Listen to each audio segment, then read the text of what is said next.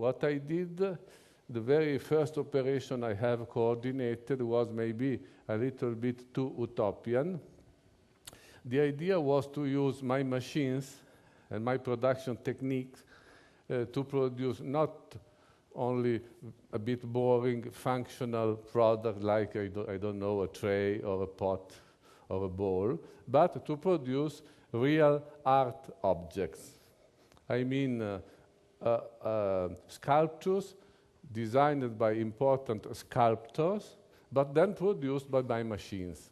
It was the so-called multiplied art. This collection was presented to the market in 1971 and very soon proved to be a big fiasco. I mean, the reaction of the public was very negative. People showed no interest into my poor art multiples. So that my father started doubting about his idea of having Alberto working into the company. And then also stopped me to continue because I also had contacts with many other artists and sculptors. Sapper was also the author of our first water kettle. This kettle has a story that it makes probably sense to tell you because it explains a little bit more the practice of an Italian design factory like Alessi. So the idea of Sapper was, okay, I will design a very beautiful kettle, but that's not enough for me. He wanted to design a kettle that could appeal to several senses.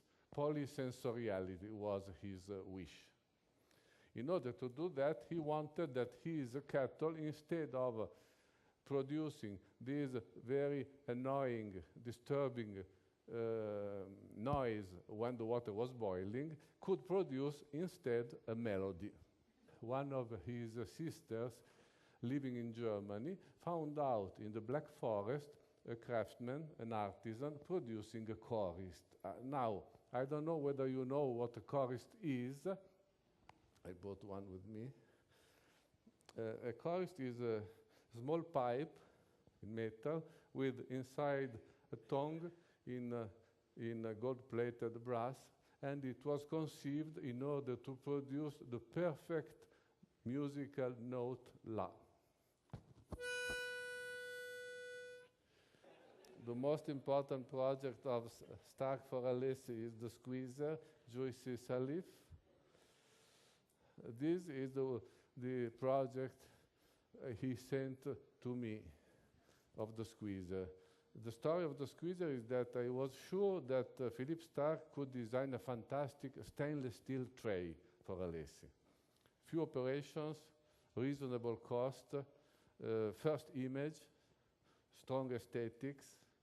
He accepted the idea, but he was not able to answer.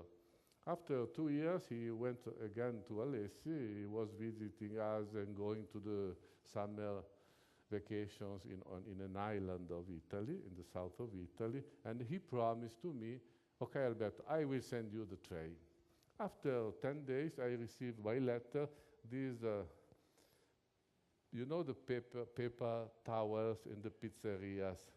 He went in a pizzeria on this island, and he had a dish of octopus, calamars.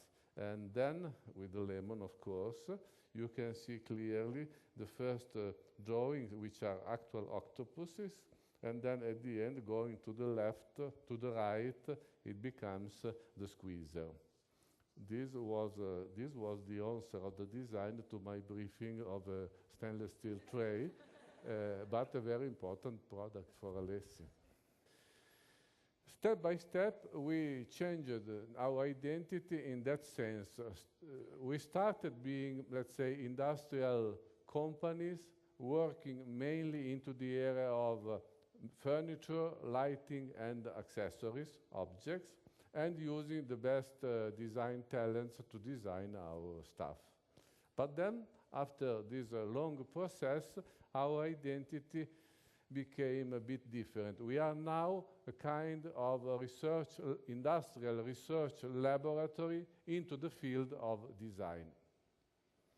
We now understand that our real job is not to produce a sofa or a lamp or a tray or a squeezer, but is to act as a mediators between, on one side, the best expressions of creativity in product design from all over the world, and on the other hand, the so-called market. I do not like to use the word market. I prefer to say final customers' dreams.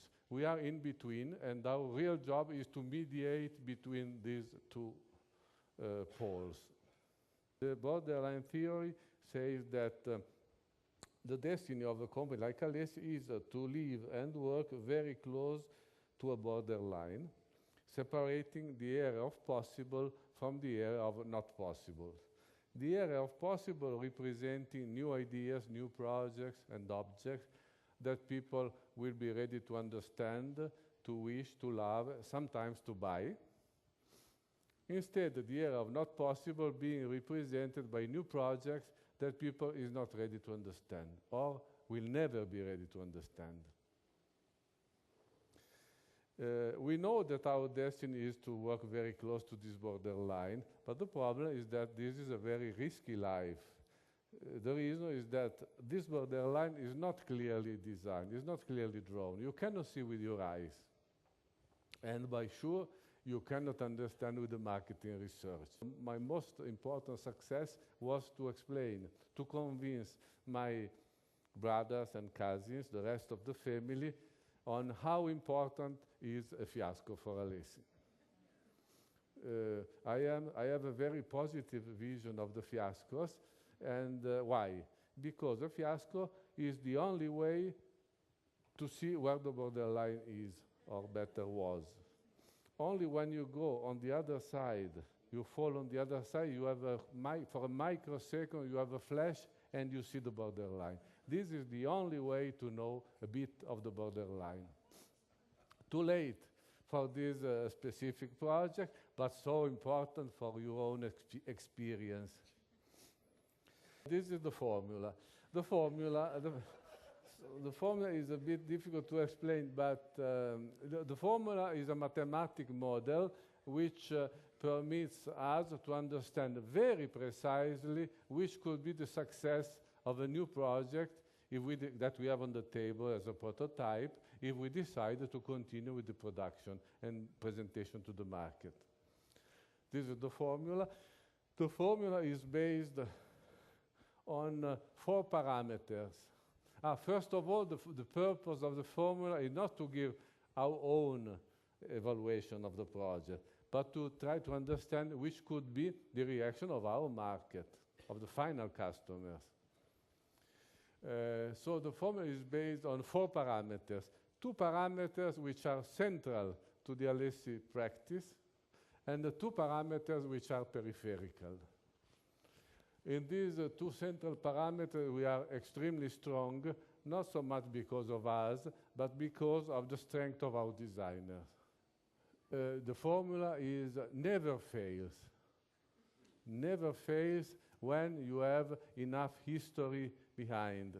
I mean, if I am evaluating a coffee maker because I have a history of coffee maker, or a tray or a bowl, should I be asked to give the evaluation of a boat, for example, then it will be different. The formula can work, but it has to be tuned with the context where it is supposed to work.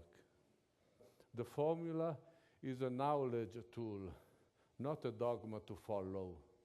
I mean, it is extremely precious and important for the company to understand which could be the final reaction of the customers.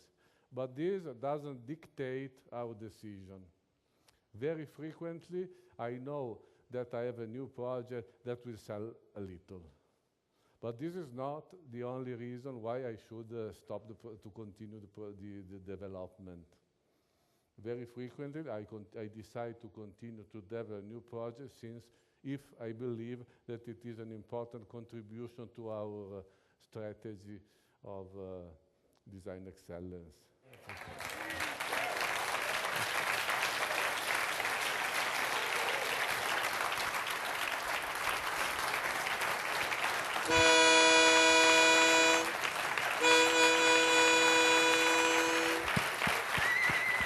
Thank you.